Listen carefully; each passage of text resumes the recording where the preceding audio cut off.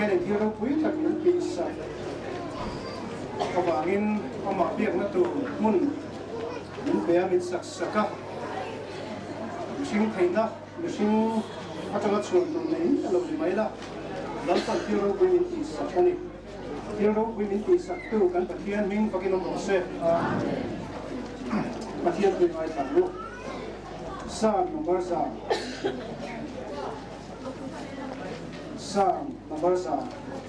Ram zong zong tu lalpa choi moi nim takin aw ro lom chungin lalpa rong bolula rasa chungin ahma lo kal ro lalpa chu pathian ni ti se ro siam tu chung ma chu ania ama ta kan ni ami te leran tat no muna deram ho chu kan ni lom tu soi chungin akong khara chuan lu tu la flok chungin abiakin hum chu kaplaya chuan lu tu ane na lom tu soyula amin chu fakru lalpa chu athasiya angil nei na chu kumkhwa in omanga athu thiang lim kan sia lalpa na train lo ni som sa se itong trai u lalpa kan pathian ikong san ho te ibiakin sathaya min shoi wangin kan loma ine na lom thu kan sila che lalpa kan pathiam he biakina loilun to hian in hi thiang him na ne na in moya wangin imi te min te thiang him la ilom tla kan ang min siam che lalpa iso krista king kan che It is a great joy to get to be with you this morning.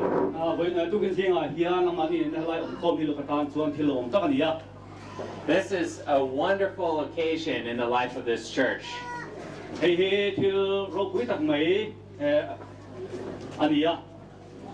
And I bring you greetings from the General Superintendent of the Wesleyan Church, Dr. Joanne Lyon. General Superintendent Wesleyan She asked me to bring to you her congratulations on this great moment. 2,000 years ago, our Lord Jesus Christ made a bold statement.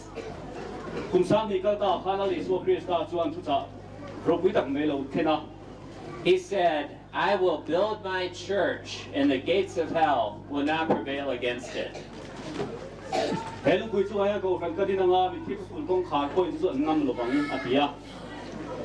Nothing that we face in this life can stand in the way of this promise that Jesus' church will prevail.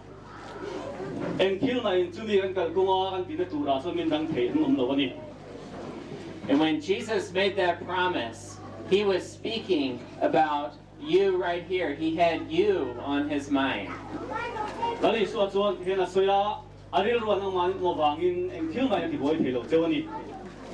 He saw you 2,000 years ago worshiping here today.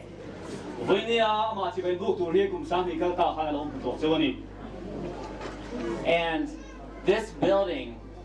is a wonderful sign of the progress the church has made.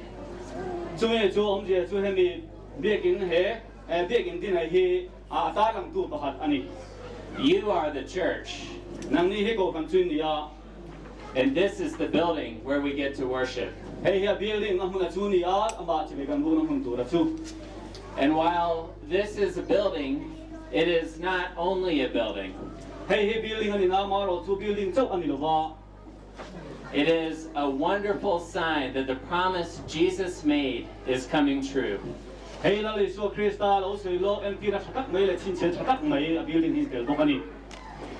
today, we will consecrate this building to the Lord. And we will consecrate ourselves to the Lord, that he may use this building for his purpose. And that he may use our lives for his purpose.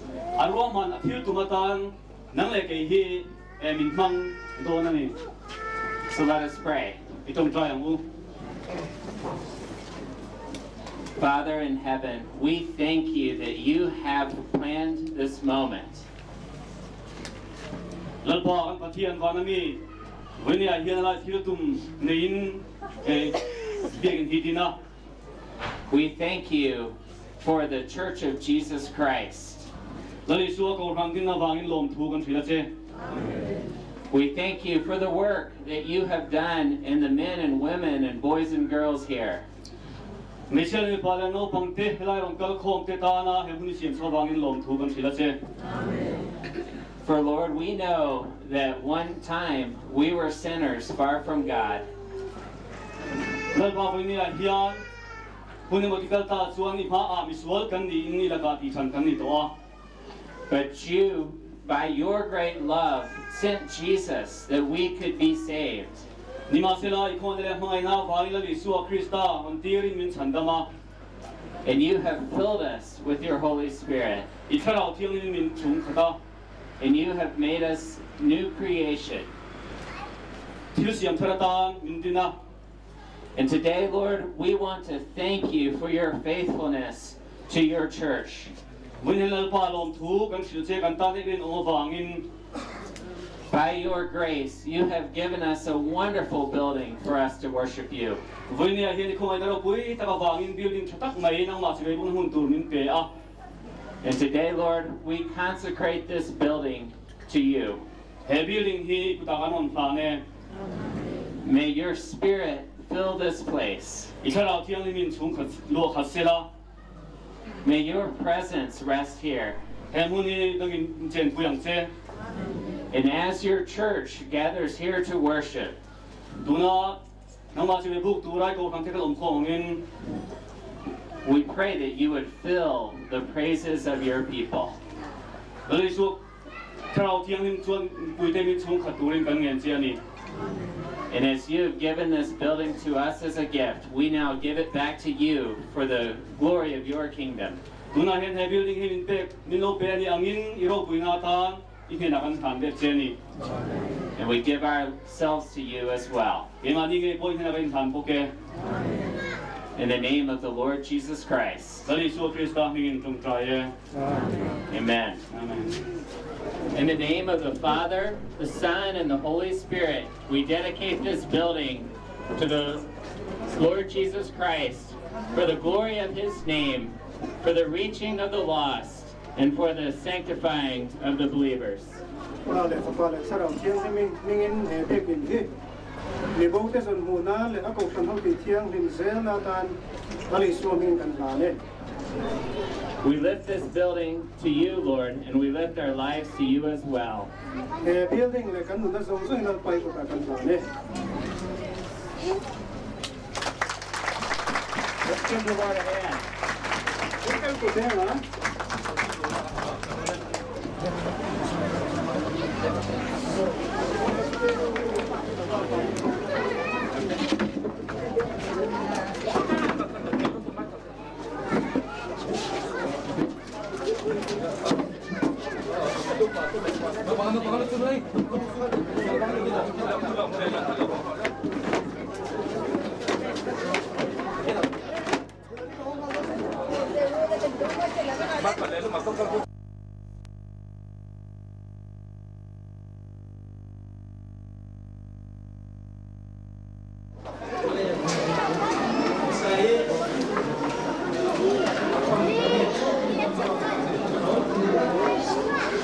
in komende sa ya thara ba amal som na dol be sia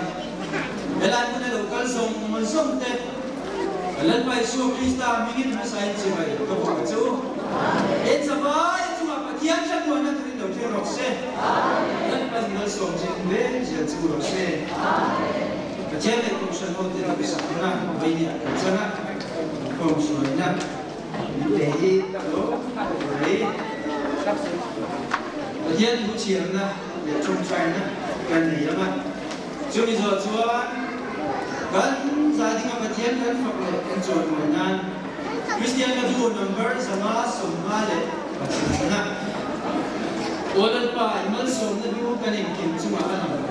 itu lo chuan kan min na du kan nei sum ne aga lam ki ka ko bi le mong te tu ki so ni la bi sai dan Salonia 真正差， hai siap kum so jang so riat đến năm bên đây là gì cũng sử dụng cái gì đến lúc quý chúng ta hiện các cuộc sống của các em cháu mà mình thì cũng có công tác để chùa nó làm ban năm cha bị về chia lấy chúng ta của và của anh em á lấy chúng ta có cái là và của anh em là gì à cha mà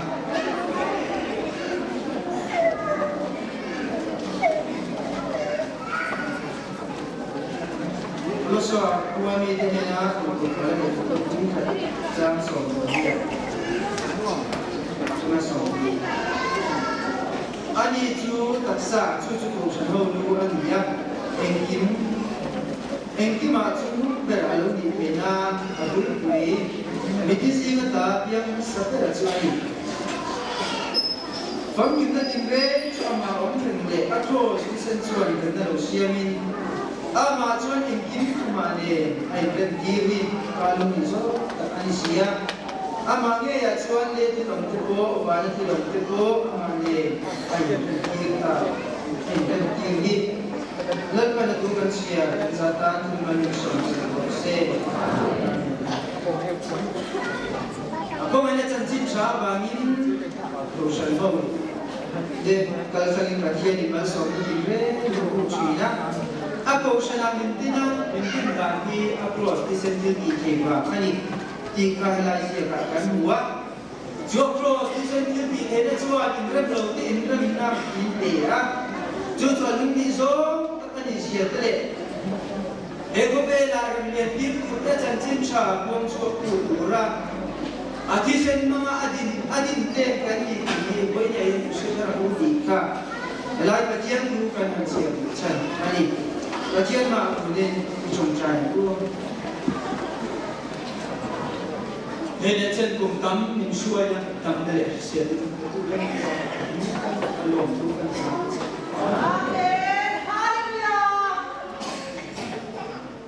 Western Methodist cộng sản du anh em một cái gì là với đi cho người rong căn buồn mình rất là sợ bắn đổ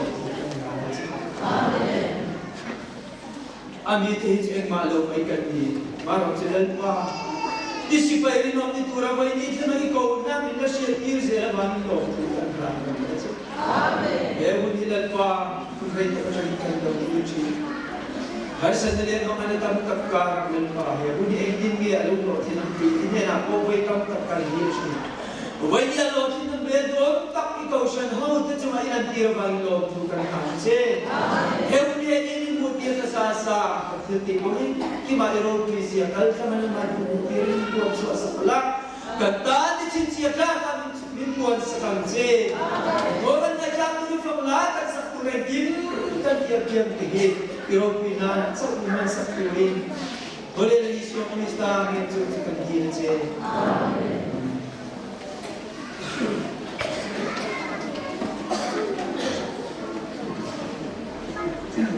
Christian ko number na sunod na tingin ka sa baba tubuan mo na tingin tama sa dia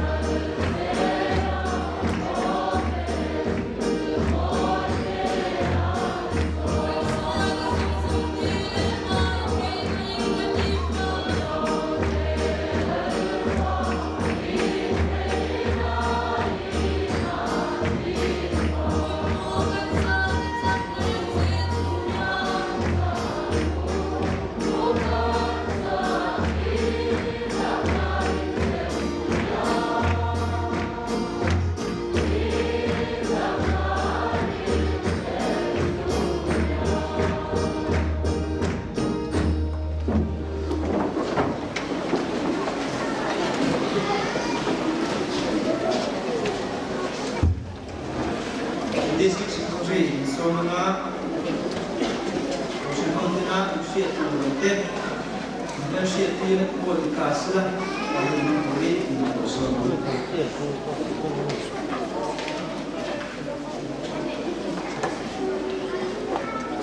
Oleh ini yang tak mai, ini ya, kalau kau ya, ini ya, era itu hai, Western Greece, open, dia ingin mendak, alam kau sempit, masain, lepas itu Kristen Hingle, district, amin buat ayam, buat, bukan sesuatu cipai, sesuatu. Masalah soal dengan buat, teh, ngai faham.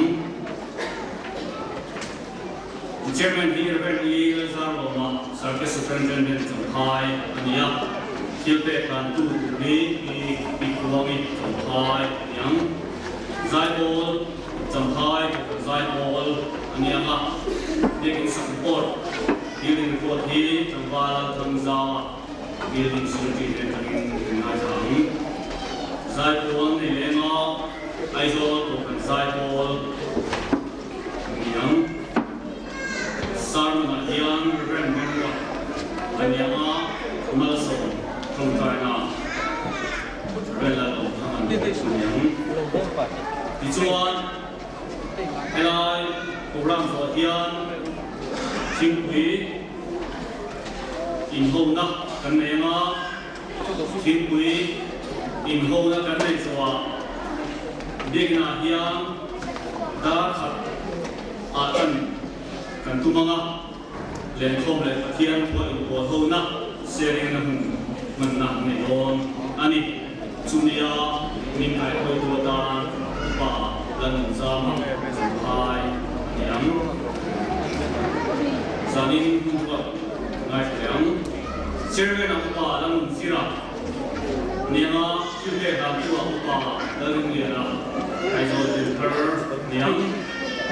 Zaibol kenenga bukan Mesia, nenga juga aizo Zaibol, Ipokon, ani din Jampai bukan Zaibol po Ipokon, yang sarma yang pamor sama nenga Jampai, nenga masuk Jampai na dengan dua yang kangkang itu misalnya isuan University yang mereka akan masuk ke sana. Itu masukkan turun info mana dia district admin board committee member dek. Kalau dia yang soal satu dan non ani district admin board committee member dek soal satu ani info mana dia